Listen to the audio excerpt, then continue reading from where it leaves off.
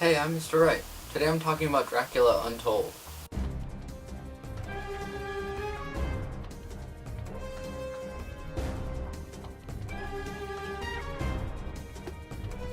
Dracula Untold is a movie about the origins of Dracula, and so it tries to mix the real tales of Vlad the Impaler and mixes it with the fictional Dracula to come up with some kind of in-between. There's some really bad pacing issues, and it doesn't quite flow the way you would want it to.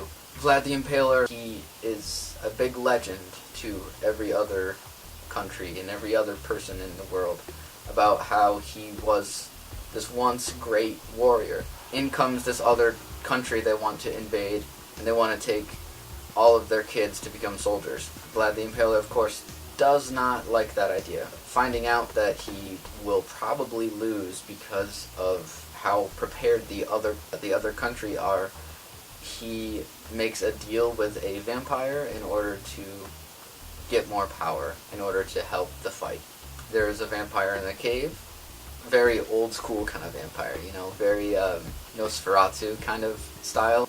The vampire gives him the abilities for 3 days.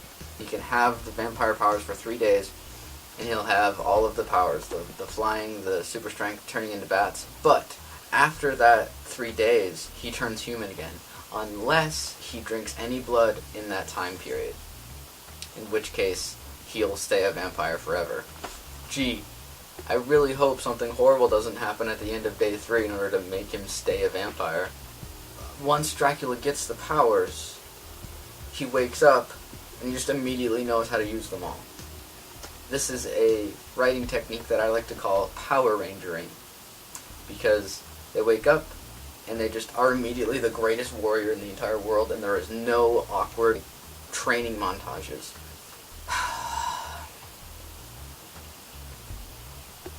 That was easy.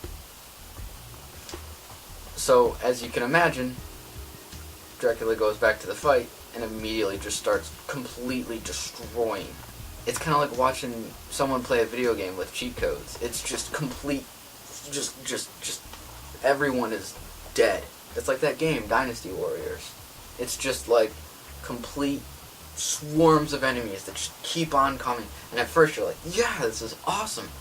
And then about 5 minutes later, you just start asking whether or not it's really worth it. Okay, cut. That's enough. Just... The bad guy just says, hey, okay, send more men. He says, go send 100,000 men, and this time send them blindfolded, which I don't understand that. Blindfolds?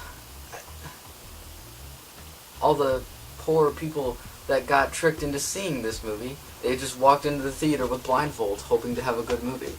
But, as you can imagine, they just get slaughtered.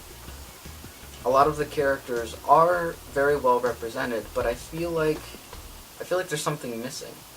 There's more character meaning in the script, and they edited and cut a lot of it out.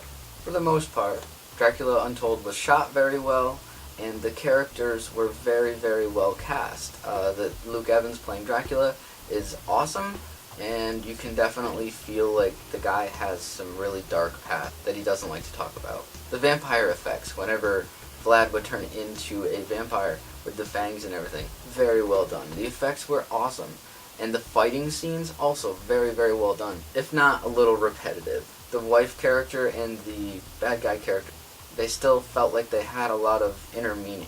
If you watched my episode of Wright at the News, you will know that they added a scene to make this movie tie into the greater Universal Monster universe. And for the most part, I liked that scene. I thought it was very well done, and I'm interested to see where that Dracula goes, if that is the Dracula they would like to use for the greater universe. I like the bridge between real-life Vlad the Impaler and fictional Dracula. It's shot very, very well. There's some scenes that are very reminiscent of old-time westerns, where like they would have just a horse at the bottom of the screen slowly moving from one end to the other. And there's a lot of very, very cool angled shots. However, that's about it. It's a movie that is very clearly style and no substance. Vlad's motivation to go up to the mountain is nowhere to be found. He goes up there basically knowing that the vampire's going to give him his power. Yet again, I feel like something was cut out to explain that. This movie is almost a good movie. It's so close. It's like a couple cuts away from being something kind of cool. And the big fight at the end, when the bad guy figures out Dracula's weakness, he of course has this big fight just surrounded in Dracula's weakness. For the most part, I liked this movie. It was fun to watch, but it's not nearly sexy or exciting or scary or bloody enough to be Dracula. The movie on its own is a bit of a disappointment, and it wasn't quite my Dracula, at least. It was too disappointing, and the cons outweigh the pros. I give it a thumbs down. Thanks for watching. I'll see you guys next time. Never forget who I am.